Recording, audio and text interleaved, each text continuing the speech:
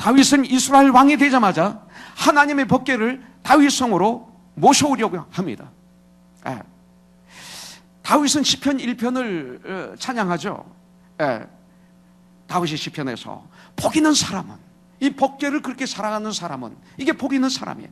아니, 이것을 한마디로 얘기하면 Eternal Life, Peace, 영원한 평화를 가진 사람은 여호와의 말씀을 즐거워하여 그 말씀을 낮과 밤으로 묵상하는 사람이다, 이렇게 말씀하고 있습니다. 그리고 하나님의 말씀을 그렇게 가까이 하는 사람들에게 주신 약속이 있어요. 시냇가에 심은 나무와 같이 시절을 쫓아 열매를 맺으며 그 행사가 다 형통할 것이다, 이런 약속을 우리 주님은 허락하여 주셨습니다. 성경은 하나님의 말씀을 가까이 함이 복되다고 계속 강조하고 있습니다. 여러분들, 하나님이 축복하시는 삶이 어떤 것인지 성경을 통해서만이 우리가 그 답을 찾을 수가 있습니다. 복 있는 사람은 하나님 말씀을 즐거워합니다. 낮과 밤으로 묵상합니다. 내가 주께 범죄치 아니하려 주의 말씀을 내 마음에 둡니다. 청년이 무엇으로 그 행실을 깨끗게 하려 오직 하나님의 말씀으로 말미암느니라 말씀입니다. 하나님 말씀은 살아서 온 능력이 있어서 좌우의 어떤 말씀, 어떤 것보다도 예리하여 홍과 영감이 관절과 골수를 찔러 쪼개고 사람의 마음을 감찰합니다. 하나님의 말씀은 구원에 이르는 지혜를 줍니다. 하나님의 말씀은 교훈과 책망과 바르게 함과 의로 교육하기에 유익합니다. 하나님의 말씀은 우리를 온전케 해주는 놀라운 말씀입니다. 그래서 오늘 말씀을 통해서 보는 것입니다. 오늘 우리는 우사는 여호와의 능력이라는 이름을 가지고 있습니다. 그 오벳 에돔, 그래서 오벳 에돔은 에돔의 예배자라는 뜻입니다.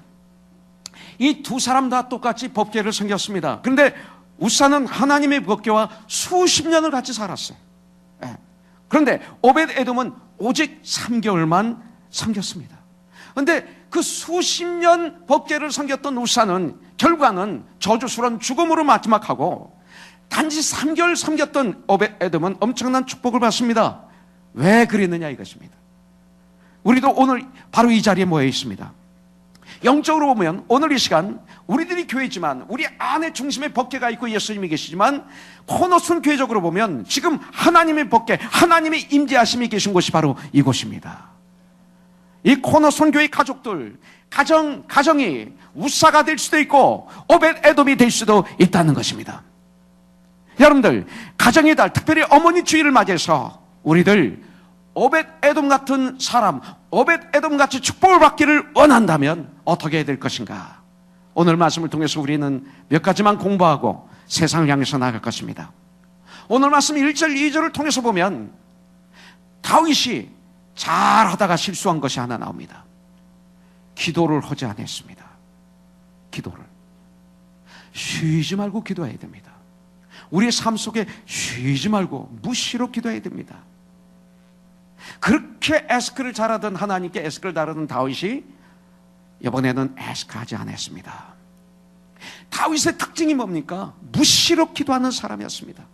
사무엘하 2장 1절부터 7절에 보면 사울 왕이 죽으면 당연히 다윗이 왕이 돼야 돼요. 왜? 베들레헴에서 15년 전에 다윗에게 기름 부었거든요.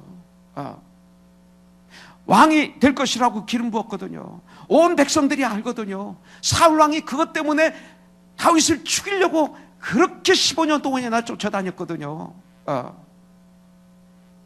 그렇다면 사울 왕이 죽으면 당연히 아무 생각 없이 왕이 되는 것이 성서적이라고 생각할지 모릅니다.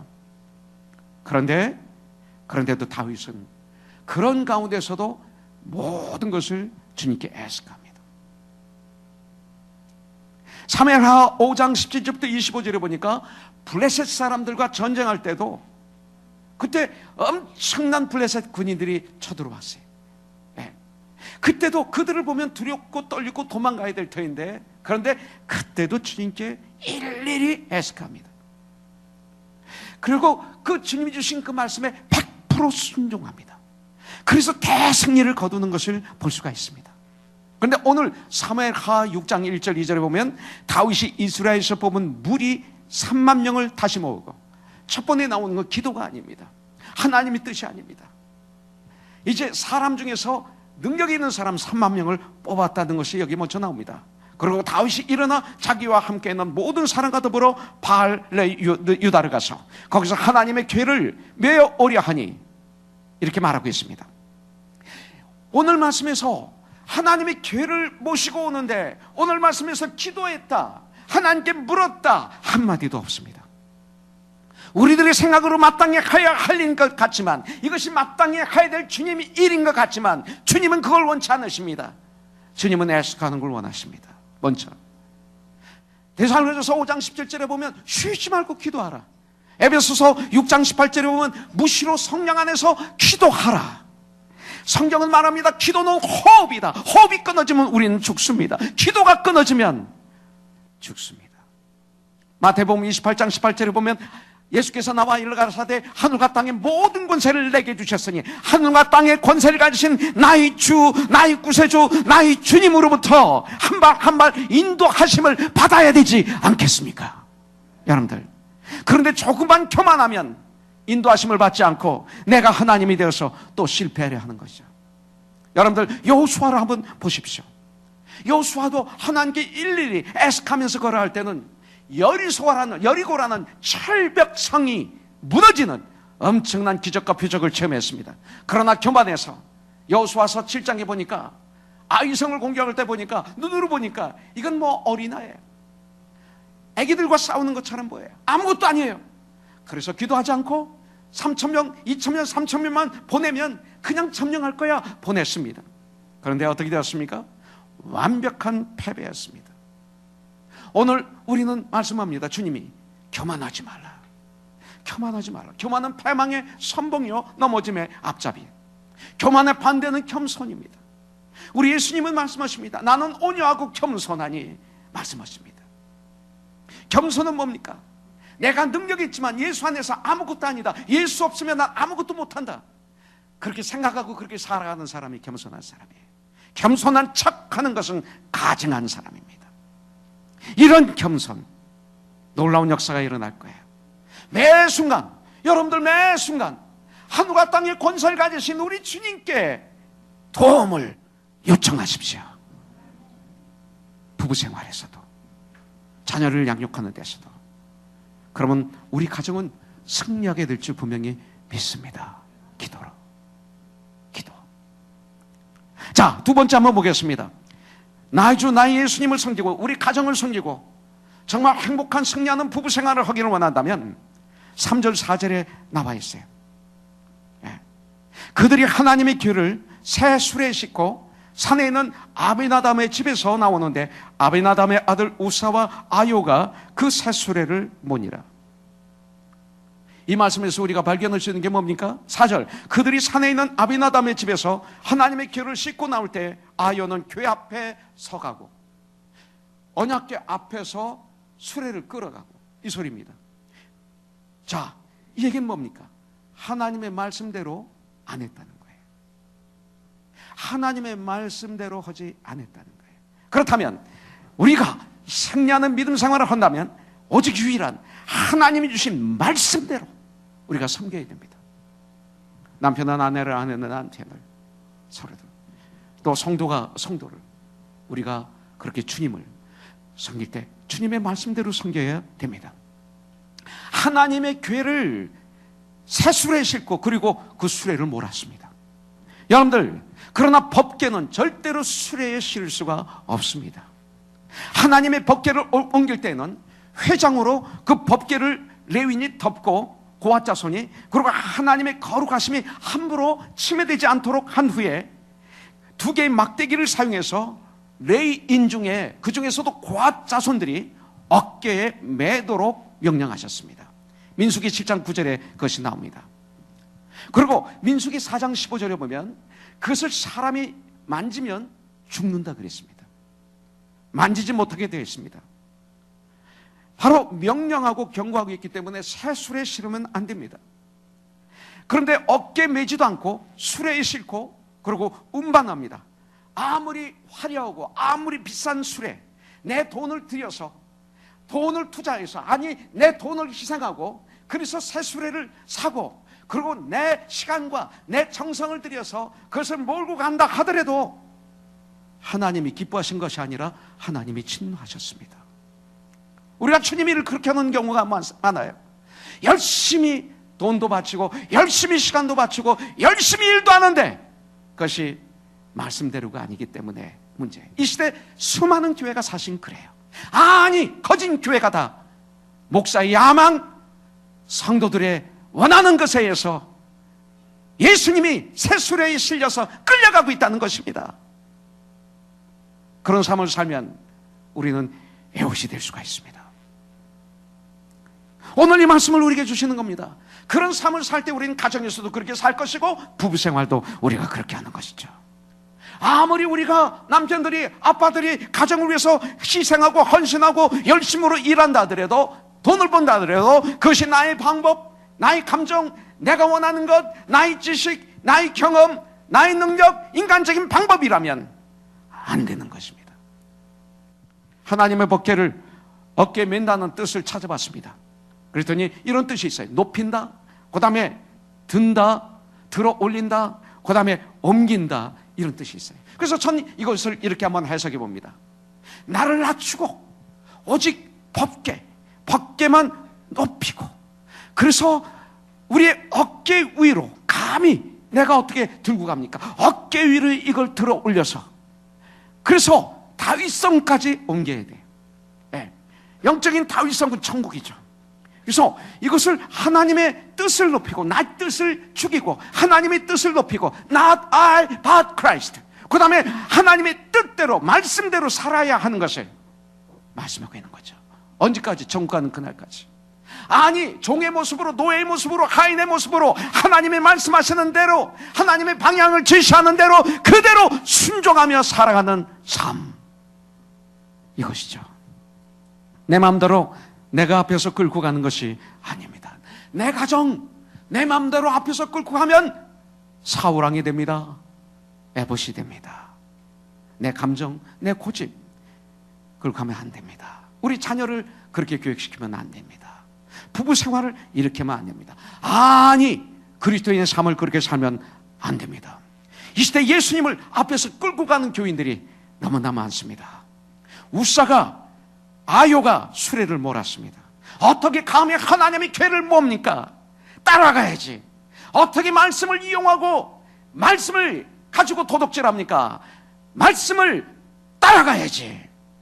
예수님을, 법궤를 실은 수레가 나곤의 타작만에 이르렀을 때 갑자기 마차를 끄는 소들이 날뛰는 바람에 옆에 있던 아비나답의 아들 우사가 쓰러지려 하는 법궤를 손으로 잡습니다. 이런 것입니다. 주님이 일이라고 하는 것입니다. 교회에 문제가 생겼습니다. 가정에 문제가 생겼습니다. 그래서 내가 내 힘으로, 내 지식으로, 내 경험으로, 내 방법으로 그 일을 처리했다 이겁니다. 잡았습니다. 근데 그 자리에서 죽습니다. 내 마음대로 가정일에 충성했다고 열심히 손으로 잡는 것입니다. 그러나 하나님의 법궤는 말씀대로 거룩하게 어깨로 들어 올려 옮겨야 됩니다. 어디까지? 천국까지.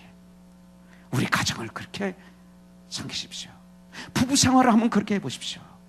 이것이 그리스도인들입니다. 크리스찬이 뭡니까? To follow Jesus Christ. 예수님을 따라가는 무리들, 구원받은 하나님의 사람으로, 영생을 얻은 하나님의 사람으로 이 땅을 산 동안 예수님을 따라가는 무리들, 이런 삶입니다. 여러분들, 우사가 이렇게 죽게 된 이유가 무엇입니까? 법궤를 옮기는 일을 하나님의 말씀 규례와 방법대로 하지 않고 내 방법대로, 내가 원하는 대로 새수레에 실어 옮기려 했기 때문에 그런 것입니다. 이 시대 많은 가정이 파괴되고 있습니다. 교회는 나오지만 가정이 너무 아프다면 문제가 있는 것입니다. 여러분들, 부부간에도 복음으로, 말씀으로 사랑을 나누는 훈련을 해야 됩니다. 여러분들, 부부가 말씀으로 교제하면 얼마나 아름다운지 몰라요. 얼마나 좋은지 몰라요. 그 파워는 이루 말할 수 없어요. 여러분들, 서로 무시하지 마십시오. 서로 예수님을 대하듯이 한번 대해보십시오. 특히 우리 한국 사람은 유교 사상이 있어서, 남존 여비의 사상이 있어서 이거 부셔야 됩니다. 분명히 성경은 아내들아 남편에게 주 안에서 복종하라 이렇게 말씀하고 있습니다. 또 성경은 뭐라고 말씀합니까? 베드로전서 3장 7절에 보면 남편 된 자들아 이와 같이 지식을 따라 너희 아내와 동거하고 그를 더 연약한 그릇이요 또 생명의 은혜를 함께 이어받을 자로 알아 귀히 여기라. 이는 너희 기도가 막히지 아니하게 하려 함이라. 사랑하는 자매를 연약한 그릇으로 성경은 표현하고 있습니다. 그렇습니다. 사실입니다. 이 시대는 그렇지 않다고 얘기했지만 그거는 너희는 이 세대를 본받지 말라고 그랬어요. 이 시대가 뭐라고 말하든 나는 성경을 믿습니다. 성경이 답입니다. 그런데 성경이 말씀하시기를 남자들에게 뭐라고 말씀하세요? 남편들에게 에베소서 5장 25절에 보면 남편들아 아내 사랑하기를 그리스도께서 교회를 지금 말씀에 순종하는 삶을 살아야 된다고 그랬어요. 왜 이런 일이 일어났는가? 말씀에 순종하지 않았기, 말씀대로 하지 않았기 때문에 우사가 죽었다는 말을 제가 합니다. 그렇다면 말씀대로 사는, 말씀대로 순종하는 삶을 살려면 이 말씀을 순종해야 돼요. 호영 형제, 뭐 얘기 안 해도 잘하니까 호영 형제는 어젯밤에 병원에서 근무했나요? 잠 안 자고 여기 왔구나. 예? 몇 시간? 아, 그럼 됐어요. 예. 나하고 비슷해 그러면. 내가 좋을까봐 이름을 대줬어요.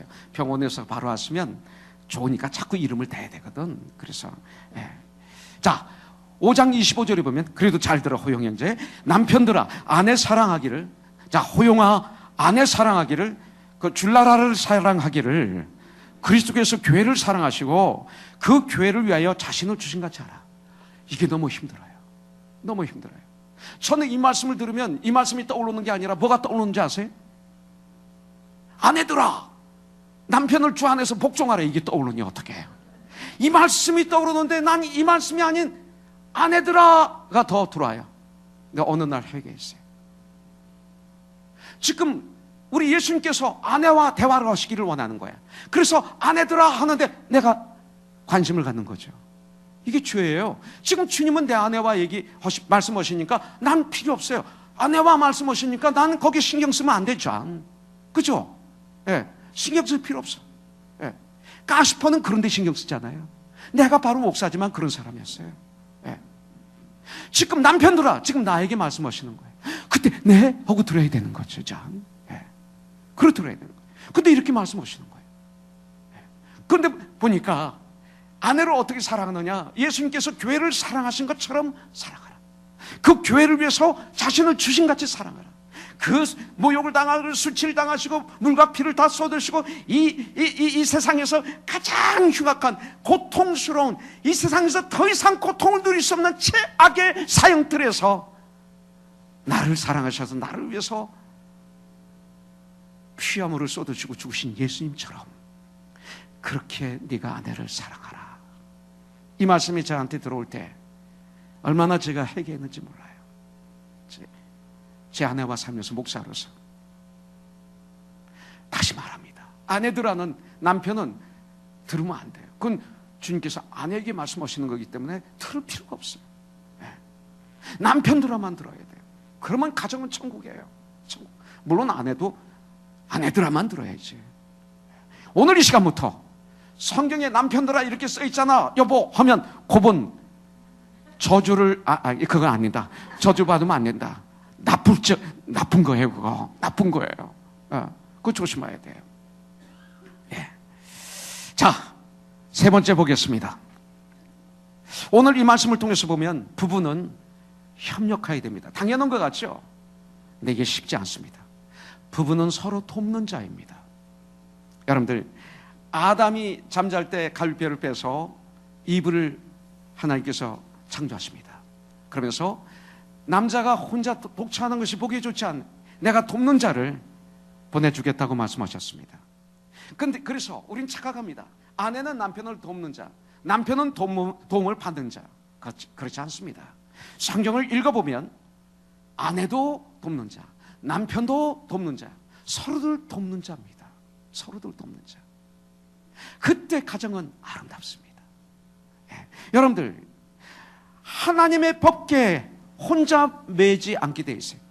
일부 예배 때 홍영자 집사한테 물어봤더니 네 사람이 맨다고 그러는데, 자 최영자매님 법궤는 몇 명이 매죠? 예? 몇 명이 매죠? 뒤에서 얘기했죠. 그 맞는 거야. 예. 우리 홍영자 집사도 미셸 집사가 얘기하는 거 들었나? 지훈 간사가 얘기하는 걸 들었나? 누구 얘기 듣고 얘기했다며 또 안 가르쳐줘요? 안 가르쳐주는. 그러니까 갑자기 4명이라고 그러고 틀렸으니까 이러는 거예요. 때문에 이게 습관이야 이게. 예. 근데 그 옆에는 미셸 집사하고 지웅 집사밖에 없었어요. 그냥 둘 중에 하나겠지 뭐. 두 사람이 들어요. 두 사람이. 예. 두 사람이 이 법궤를 메요. 앞에서 하나, 뒤에서 하나. 이렇게 2명이 메요. 근데 이 2명이 법궤를 메고 다윗성까지 가려면 같이 협력해야 돼. 발을 맞춰야 돼. 우리 게임 같은 거잖아요. 올라갈 때는 윗사람이 이렇게 내리고 올라가야 돼. 얼마나 힘들어. 뒤에 사람이 탁 들어 평평하게 해야 돼. 내려갈 때는 가는 앞에 가지 이렇게 들고 뒤에 사람이 이러고 막 희생하면서 내려가야 돼. 그래서 이 법궤가 절대 옆으로 쏠리지 않게 해야 돼요. 이것이 법궤를 옮길 때의 방법이에요. 우리가 천국까지 걸어가는 예수님이라는 법궤를 내 마음 중심에 모시고 천국을 향해서 우리가 살아가는 이 부부의 삶 속에서, 아니 성도의 삶 속에서 우리가 이렇게 살아야지. 자기 고집대로 욕심대로 살면 가정은 아픈 거예요. 행복이 없어져요. 네. 여러분들, 내 주장, 내 생각대로 해버리면 하나님의 개가 한쪽으로 기울게 되고 어느 순간 법궤는 땅에 떨어지고 말아요. 땅바닥에 떨어져요. 예수님의 교회가 이렇게 한 몸, 그리스도의 몸으로 지어져 가야 돼. 목사와 선생으로 주셨으니 이는 성도를 온전케 하며 봉사의 일을 하게 하며 그리스도의 몸을 세우게 하려 하십니다. Body of Jesus Christ를 빌드업하게 하려. Body of Jesus Christ가 바로 처치 아닙니까? 여러분들, 자, 4번째 보겠습니다. 12절.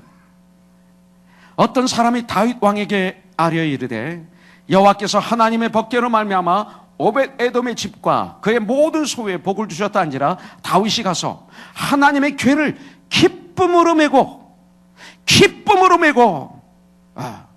여러분들 rejoicing 오벳 에돔의 집에서 다윗성으로 올라갈세. 다윗성까지 가는 동안 사랑하는 아내와 남편은, 그리고 부모님은, 자녀는, 우리 고노성교회 형제자매들은 이 언약궤를 기쁨으로 매야 돼. 기쁨으로. 15절 보세요. 다윗과 온 이스라엘 족속이 즐거이 환호하며 나팔을 불고 여호와의 궤를 메어 오니라. 이거예요. 다윗은 큰 기쁨으로 법궤를 예루살렘으로 모셨습니다. 하나님의 말씀을 기쁨으로 메고 천국을 향해 우리는 가야 됩니다. 어느 날까지? 천국으로 들어가는 그 순간까지 감사와 기쁨으로 예배를 드려야 돼. Rejoice! 내가 너에게 명하노니 기뻐라. 주 안에서 다시 명령하니 기뻐라. 예수 안에서 in Christ rejoice, rejoice, rejoice. 그렇게 예배를 드리고 그렇게 섬기고 그렇게 사역하고, 그래서 고린도후서 9장 7절을 보면 각각 그 마음에 정한 대로 할 것이요 인색함으로나 억지로 하지 말지니 하나님은 즐겨나 있는 자를 사랑하시느니라. 때때로 저는 과거에 이런 얘기를 줬어요. 형제요, 억지로라도 봉사하다 보면 은혜를 받습니다. 근데 성경은 뭐라고 말씀하고 있어요? 인색함으로나 억지로 하지 말지니. 그런데 저는 선배로부터 잘못 배웠던 거예요. 성경대로 해야 돼요. 하나님이 정말 기쁨으로 법궤를 메고 천국까지 가면 감사함으로 주님 일을 감당하는 거예요. 주님 일이 부부 생활이에요. 남편은 남편의 직분을 갖고 아내는 아내의 직분을 가진 것이 이거 주님 일입니다. 그런데 그것을 억지로가 아니라 인색함으로나가 아니라 기쁨으로. 그때 하나님 받으세요. 기뻐하십니다. 자, 14절 보겠습니다. 다윗이 여호와 앞에서 힘을 다하여 춤을 추는데 그때 다윗이 배에 에봇을 입었더라 그랬어요. 14절의 말씀을 보면 다윗이 힘을 다해서 춤을 추었습니다. 뭡니까? 천국까지 우리가 가야 되는데 이 언약궤를 어깨에 메고 가는데 기쁨을 메고 가야 되지만 최상을 다해야 돼. 최선을 다해서 언약궤를 메고 다윗성까지 가야 돼요. 최선을 다해 하나님을 섬기고 최선을 다해 주님이 명령하신 내 아내를 사랑하라. 예수께서 교회를 위해서 십자가에서 죽어주신 것처럼 그렇게 내 아내를 사랑하라. 전 제 아내를 그렇게 사랑하지 못했어요. 근데 어느 날 아내들아 소리가 이제 잊혀지고 그거 나하고 관계가 없고 남편들아 네 하고 들어보니까 그 말씀에 내가 중심에 들어가 보니까 내가 내 아내를 사랑한 것은 너무 인간적이었고 너무 조건적이었고 너무 감정적이었고 너무 아프게 했어요. 목사로서 아무리 내가 내 아내를 사랑해도 예수님이 십자가에 못 박혀서 죽으시기까지 나를 사랑한 것처럼 이렇게 내 아내를 사랑하지 못하니까 결과적으로 내가 할 수 있는 말은 미안해 이것밖에 없어요. 미안해. 이게 어머니 주의예요. 이거 하나만 가져도 돼요. 이거 하나만 가져도 이거예요. 최선을 다해서 할 수 없을까요? 내 아내를 사랑하라 그랬으면 최선을 다해서 하면 사랑해 볼 수 없을까요? 어정쩡하게 하지 말고 최선을 다해서 살다 가면 후회가 없거든요. 다윗의 에봇을 입고 힘을 다해서 춤을 추는 모습은 여러분들 사울의 딸 미갈의 말을 빌리면 20절에 보면 방탕한 자가 염치 없이 자기 몸을 드러낸 것과 같다고 하므로 마치 미친 듯이 날뛰며 춤을 추었다는 이렇게 말하는 것입니다. 그래서 16절에서 보면 미갈은 다윗의 이 모습을 보고 심중에 업신여겼더라, 마음으로 업신여겼더라 표현하고 있습니다. 이렇게 우리가 최선을 다해서 하나님을 섬길 때, 우리가 이렇게 최선을 다해서 부부가 서로를 섬길 때 주위에 가까운 사람 중에 업신여기는 사람이 있어요. 네, 업신여기는 사람, 시교하고 질투하는 사람이 있다는 걸 아시고 그 말에 귀를 기울이지 마세요.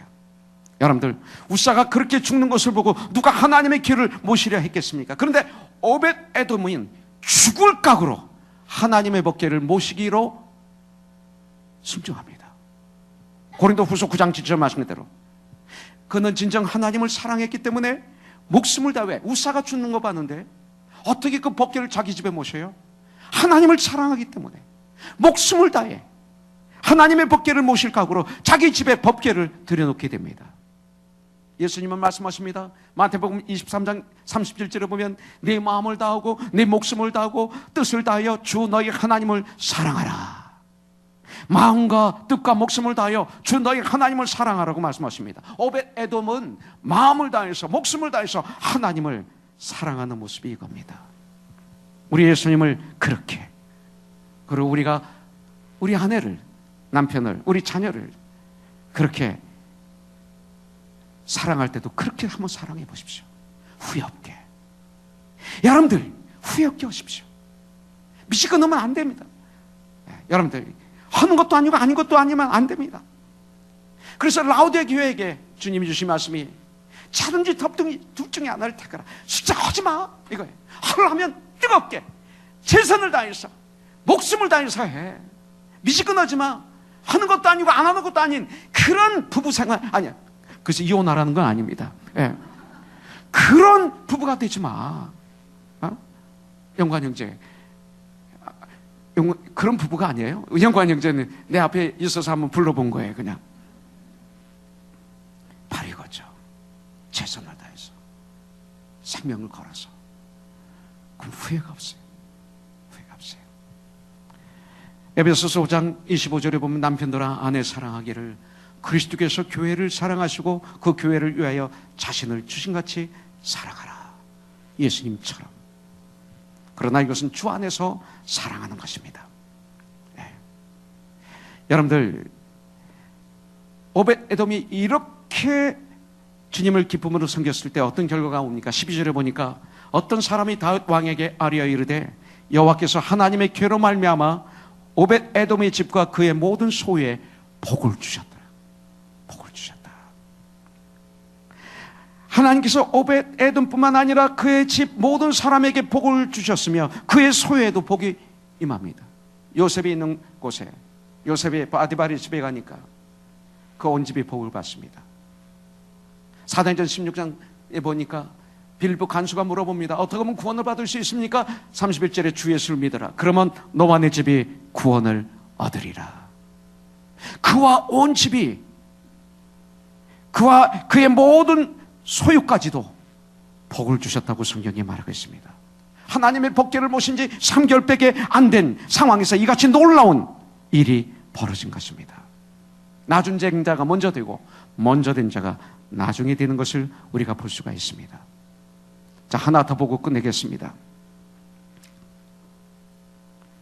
회개의 삶을 살아야 됩니다. 오늘 말씀을 통해서 아주 중요합니다. 회개의 삶을 사십시오. 우리가 입으로 회개하는데 참 회개는 뭡니까? 매주마다 되풀이하는 말이 회개입니까? 그건 아닙니다. 참된 회개, 오늘 여기서 우리는 볼 수가 있습니다. 오벳에돔의 집이 하나님의 법궤를 모신 지 3개월 만에 복을 받았다는 말을 듣고 다윗은 하나님의 축복을 소원했습니다. 다윗처럼 다른 축복이 아닌 하나님의 축복을 삼으십시오. 천국을 침노하십시오. 그리고 그는 내가 무엇을 잘못했는지 깨달아 알아 행동으로 옮겼습니다. 이게 회개입니다. 여러분들, 하나님의 법궤를 옮기는데 그들은 하나님을 믿지 않는 블레셋 사람들의 방법을 따랐기 때문에 실패했던 것입니다. 기도하지 않으면 우리는 세상 방법을 따르게 됩니다. 기도하지 않으면 여러분들, 블레셋에서 하나님의 법궤가 예루살렘으로 그들이 보낼 때 수레에다 실어서 보낸 거예요. 이스라엘 백성들은 이건 상상도 못해요. 그들은 이런 아이디어도 없어요. 근데 수레에 실어서 오는 걸 봤는데 그들이 죽지도 않아요. 저주받지도 않아요. 법궤가 무사히 도착했어요. 각인된 거예요, 머리에. 그래서 실수한 거예요.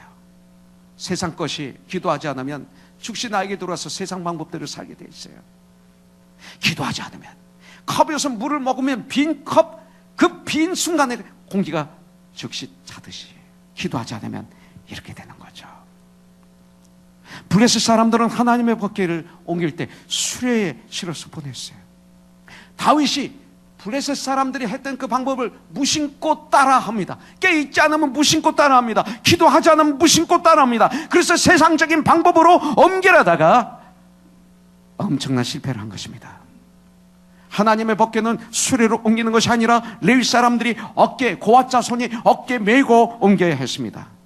다윗은 잘못됨이 무엇인지 깨달은 다윗은 다시 하나님의 법궤를 옮기려고 이제 실천으로 옮깁니다. 그런데 이제는 하나님의 방법으로, 이제는 하나님의 방법으로, 이제는 하나님의 방법으로. 이것이 회개의 삶입니다. 역대상 15장 13절에 보면 전에는 너희가 매지 아니하였으므로 우리 하나님 여호와께서 우리를 찢으셨으니 이는 우리가 규례대로 그에게 구하지 아니하였습니다. 그리고 진정한 예배를 드립니다. 이제 법궤를 맨 사람들 그 뒤에 따라갑니다. 6걸음을 가고 거기서 소와 살찐 송아지로 제사를 드리고 또 6걸음 가고 거기서 소와 살찐 송아지로 제사 드리고 6걸음. 야, 진정한 예배를 드렸습니다. 다윗성까지 가는데 이런 예배가 필요합니다. 그런데 이 시대 주일날 드리는 예배는 인스턴트화되고 말았습니다. 아까 편지 읽어드렸죠? 그 교회도 아마 설교가 20분이었던 것 같아요. 그러니까 변화가 없지. 말씀을 안 들으니까 변화가 없지. 말씀을 들어야지. 예화만 들으면, 사람 스토리만 들으면 뭐해? 그러면 설교 끝나면 그 사람 스토리 이야기만 나와요. 말씀을 전해야지, 말씀을. 20분 가지고 뭐해? 드라마는 하나 끝나면 또 보고 또 보고 또 보고 그러다 밤을 새는 사람들이 교회에 와서 일주일에 가장 중요한 예배, 그리스도인의 예배, 예배가 출발이고 예배가 마지막이고 예배가 중심이 있어야 되고 예배가 언약가인데 이 시대 목사들이, 신학교 교수들이, 성도들, 지도자들이 예배를 부셔버렸어요. 언약계를 파괴한 거예요. 제가 심하게 얘기하나요? 사실입니다. 정신 차려야 됩니다. 6걸음 걸고 소를 드리고 송아지를 드리고 6걸음 걸어가고 꼭 이게 주일 예배네. 보니까 6일이 지나고 7일째 우리가 이렇게 모여서 소를 드리고 송아지를 드리고 6일 동안 열심히 일하고 또 모여서 소를 드리고 송아지를 드리고. 할렐루야. 네. 아, 지금 보니까 그렇네 이게. 와. 그리고 다윗은 하나님 앞에서 힘을 다해 춤을 춰요. 왕의 권위, I don't care, 체면 I don't care 모두 버리고 어린아이처럼 속살이 다 보이도록 부끄러움도 모르고 어린아이처럼 덩실덩실 춤을 춥니다. 다윗이 이렇게 하나님을 섬기니 다윗은 하나님의 기뻐하시는 자가 된 것입니다. 그리고 다윗의 후손으로 이 땅에 오실 예수 그리스도, 어제나 오늘이나 영원토록 동일하셔서 우리 인생의 길이 되시고 생명이 되시고 진리가 되셔서 세계를 움직이는 우리 주 예수 그리스도, 다윗을 통해서 이 땅에 오시게 하셨습니다. 이처럼 법궤가 어디 있냐에 따라서 나라의 운명이 바뀌는 거죠. 이 시대 하나님의 법궤는 바로 예수 그리스도이십니다. 그 예수님을 정말로 My Savior뿐만 아니라 My Lord로 모셔드렸습니까? 우리는 내 구원자는 되시는데 내 주인은 아닌 경우가 너무 많습니다. 예수님을 진정 나의 구세주로, 나의 인생의 주인으로 모신다면 다윗처럼, 오벳에돔처럼, 여호수아처럼 분명 승리하는 우리 코너스톤, 우리 부부들 될 줄 분명히 믿습니다. 많은 성도들이 하나님 앞에 실수하고 잘못을 범합니다. 그러나 다윗처럼 빨리 깨닫고 빨리 거기서 돌이키면 이것을 참된 해결이라고 말하는데, 참된 해결을 하면 다윗처럼 복을 받습니다.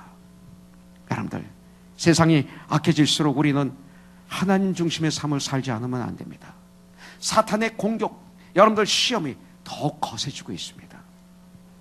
이제까지 덤덤하게 형식적으로 신앙생활한 습관, 오늘 이 시간 예수의 이름으로 버리는 거예요. 오베데돔처럼 마음을 다하고 뜻을 다하고 목숨을 다해 우리 주 예수님을 섬기는, 그리고 그렇게 주 안에서 서로들 섬기는 부부, 우리 부모님 자녀들 되세요. 잘못을 깨닫고 즉시 돌이키는 성도에게 하나님은 넘치도록 축복을 부어주세요. 먼저 믿었는데 나중되지 마세요. 여러분들, 그런 부부, 그런 가정, 그런 코너스톤 우리가 되길 주님의 이름으로 축복합니다. 저는 어제 강여국 박사 있죠? 12년 전에 우리 교회 오셨어요. 그래서 4일 동안 집회를 하고 우리 아름다운 시간을 가졌죠, 그때. 네. 저희 집에서 강여국 박사님, 강영우 박사님이 식사를 하셨는데 제 아내가 꽃을 잘 만들어요. 근데 오랜만에 꽃을 막 정성껏 만들어요. 저를 위해서 그렇게 한 적은 별로 없거든요. 농담이고요. 제가 하려고 하는 얘기는 뭐냐면, 아니 강영우 박사가 맹인이신데 왜 꽃을 하나, 속으로 눈으로 보시지 못하는데, 근데 뭐 정성껏 꽃을 이렇게 디자인해서 놨어요. 문을 열고 딱 들어오시더니 첫 마디가, 저를 위해서 꽃을 준비하셨군요, 그러는 거예요. 냄새죠. 근데 냄새로 끝나는 게 아니라 그 꽃이 너무 아름답네요. 강영우 박사는 냄새를 통해서 모습을 보는 모양이에요. 너무 아름다워요. 고마워요. 제가 지금까지 집회를 다닌 동안에 나를 위해서 이렇게 꽃을 준비한 건 처음이에요. 맹인이기 때문에 우린 지리짐작으로 그걸 거부하는 거죠. 그러면서 그렇게 기뻐하고 즐거워했던 그 박사님의 모습을 생각합니다. 그런데 그 부인되는 우리 서근옥 여사님과 인터뷰를 했는데 너무너무 좋은 시간을 가졌어요. 어제 너무 귀한 시간이었어요. 저는 오늘 이 시간 어머니 주일을 맞이해서 책 하나를 소개합니다. Happy Life, 이런 책입니다. 너무 좋은 책입니다. 제가 대화하는 가운데 강영우 박사가 여기까지 오는 데는 이런 귀한 사모님이 계셨구나. 이 사모님의 믿음, 헌신, 기쁨으로 오늘 말씀드린 모든 게 여기에 포함돼요. 그러니까 승리하는 거예요. 증인이에요. 오늘 말씀대로만 살면 어떻게 되는가 여기서 나와 있어요. 이분하고 인터뷰하다 보니까 오늘 말씀드린 그대로 이분들이 살았더라고요. 근데 이 책 뒤에 이렇게 나와 있어요. 백악관 정책 차관보였던, 화이트하우스의 정책 차관보였던 시각장애인 강영우 박사의 아내이자 35세 백악관 선임 법률 고문이 된 크리스토퍼 강의 어머니 서건옥 여사의 특별한 자녀교육법과 삶의 지혜를 듣는다. 그러면서 거기에 둘째 아들, 첫째 아들은 아버지가 맹인이었기 때문에 안과 의사가 됩니다. 3살 때 처음으로 기도를 하는데 첫 번 기도가 하나님 우리 아빠 눈을 뜨게 해주세요. 이게 첫 번 기도였대. 그러더니 아빠의 눈을 뜨게 해주겠다고 안과 의사가 된 거예요. 둘째 아들이 지금 화이트하우스에 선임 법률 고문입니다. 그 둘째 아들 강진영 형제가 어머니에게 보낸 선물, 마음, 그걸 하나 읽어드리고 끝내겠습니다. 근데 어제 인터뷰하는데 어떻게 두 아들을 그렇게 귀하게 양육하셨습니까? 성경이었습니다. 말씀이었습니다. 날마다 잠언을 읽도록 도와줬습니다. 내가 한국말로 읽고 얘들이 따라 읽고 한국말로 그리고 영어로 읽고 이것을 계속 끊임없이 했습니다. 그랬더니 이렇게 됐네요. 자, 이 둘째 아들이 어머니에게 바친 글. 어린 시절에는 운동선수가 가장 위대해 보였고 중고등학교 시절에는 온갖 역경을 불굴의 의지로 극복한 맹인 아버지가 위대해 보였습니다. 하지만 이제 결혼한 나이가 되니 그 뒤에서 헌신적인 내조와 희생, 아가페 사랑을 베푼 내 어머니의 40여년의 삶이 더욱 훌륭하다는 것을 알게 되었습니다. 오늘날 아버지가 있기까지 어머니가 얼마나 많은 희생과 사랑으로 헌신했는지는 말로 표현하기가 어렵습니다. 우리 어머니는 키 158cm의 어머니는 몸무게 55kg의 작은 체구에 연약해 보이는 중년 부인입니다. 게다가 알레르기 천식으로 고생하면서도 남편의 그 앞을 못 보는 남편의 손과 발이 되고 눈이 되고 온갖 집안일을 단 한 번의 불평도 없이 모두 해내셨습니다. 어머니는 내게 능력 주시는 하나님 안에서 무엇이든지 할 수 있다는 믿음과 은총을 받으신 것이 분명합니다. 나는 세상에서 하나님 다음으로 이 세상에서 나의 어머니를 가장 존경합니다. 이 글을 강영우 박사가 자기 책에 이 글을 집어넣고 자기 작은 아들에게 박수를 쳐줬어요. 내 말이 맞다. 나도 같이 예수님 다음으로 네 엄마를 그렇게 존경한다. 전쟁하지 않겠어요? 줄랄라는 어떻게 살 거예요? 전쟁할 거예요? 안 할 거예요? 정호이 형제? 할 거예요? 아멘? 우리 지훈 간사는 왜 이렇게 뜸을 들여? 그럼 경석 형제 일어나봐. 둘이 같이 일어나. 이렇게 살기를 결단합니까? 안 합니까? 하면 좀 크게. 아멘. 한 명만 더 일어날까? 내일 생일 맞은 조용준 형제 부부 일어나봐. From 샌디에고 일어나봐. 이렇게 살기를 결단합니까? 굉장히 중요한 순간이에요. 우리 같이 주님을 찬양하죠.